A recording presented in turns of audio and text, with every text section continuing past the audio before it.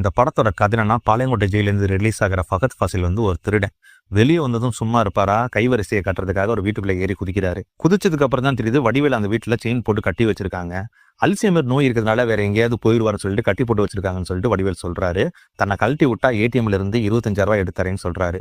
பகத் ஃபாசிலும் செயினை கழட்டி விட்டு வடிவேல ஏடிஎம் கூட்டிட்டு போறாரு. அங்கே ஏடிஎம்ல 25,000 பணம் எடுக்கும் போது தான் தெரியுது அவைலபிள் பேலன்ஸ் 25 லட்சம் ரூபாய் இருக்குன்னு. 25,000 எடுக்க வந்தா 25 லட்சம் உள்ள அக்கௌண்ட்ல கிடைக்க, இது எப்படியாச்சும் அவர்கிட்ட திருடணும்னு சொல்லிட்டு அவர் கூடவே திருவண்ணாமலை டிராவல் பண்றாரு. வடிவேல்கிட்ட இருந்து அந்த 25 லட்சத்தை ஃபகத் ஃபாசில் திருடுனாரா இல்லையான்றத அந்த படத்தோட கதைன்னு நினைப்போம். ஆனா அதுக்கு பின்னாடி ஒரு பெரிய கதை இருக்கு. அதை சொன்னா சஸ்பென்ஸ் போயிடும். அதனால படம் பார்த்து தெரிஞ்சுக்குங்க. இந்த படம் எப்படி இருந்துச்சுன்னா, ஃபர்ஸ்ட் ஹாஃப்ல இதுதான் கதைன்னு சொல்லிட்டு நம்ம டிராவல் பண்ணியிருப்போம். ஆனா யாருமே எதிர்பார்க்காத மாதிரி ஒரு ட்விஸ்ட் ஒன்று வரும் இன்டர்வல்ல. அதுக்கப்புறம் செகண்ட் ஹாஃப்ல வேற ஒரு கதையை காமிச்சிருப்பாங்க. இது ஒரு சிலருக்கு சுவாரஸ்யமா இருக்கும், ஒரு சிலருக்கு ஏமாற்றமா இருக்கும். அது ஏன்னா ஃபர்ஸ்ட் ஹாஃப்ல வடிவேல் ஃபகத் ஃபாசியோட பெர்ஃபார்மன்ஸ் அந்த அளவுக்கு நல்லாவே இருந்துச்சு. அவங்க பெர்ஃபார்மன்ஸ்ல ஒன்றி பார்க்கறவங்க இந்த கதையை அப்படியே எக்ஸ்டெண்ட் பண்ணிருக்கலாம் தோணும். கதையில ஒன்றி பார்க்கறவங்க செகண்ட் ஹாஃப்ல வேற கதை பார்க்கவங்க அது கொஞ்சம் சுவாரஸ்யமாகவும் இருக்கும். கிட்டத்தட்ட இது ஒரு எக்ஸ்பெரிமெண்ட் தான். ரெண்டாவது செகண்ட் ஹாஃப்ல இவங்க காட்டுற பிளாஷ்பேக் மக்களுக்கு எந்த ஃபீலிங்ஸும் கடத்தவே இல்லை.